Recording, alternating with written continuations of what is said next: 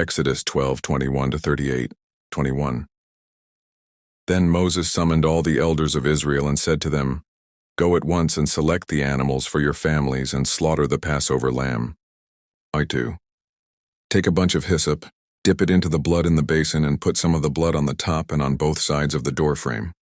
None of you shall go out of the door of your house until morning." 23.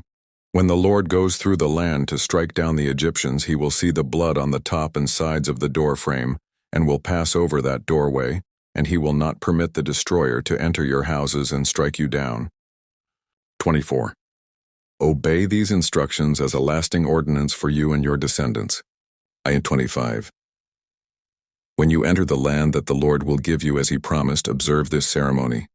And when your children ask you, "What does this ceremony mean to you?" 27. Then tell them, "It is the Passover sacrifice to the Lord who passed over the houses of the Israelites in Egypt and spared our homes when he struck down the Egyptians." Then the people bowed down and worshipped. 28. The Israelites did just what the Lord commanded Moses and Aaron. 29. At midnight the Lord struck down all the firstborn in Egypt, from the firstborn of Pharaoh who sat on the throne, to the firstborn of the prisoner, who was in the dungeon, and the firstborn of all the livestock as well. 30 Pharaoh and all his officials and all the Egyptians got up during the night, and there was loud wailing in Egypt, for there was not a house without someone dead. When during the night Pharaoh summoned Moses and Aaron and said, "Up, leave my people, you and the Israelites. Go worship the Lord as you have requested." 32.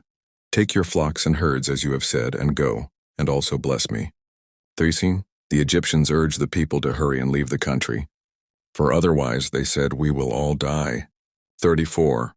So the people took their dough before the yeast was added and carried it on their shoulders in kneading troughs wrapped in clothing.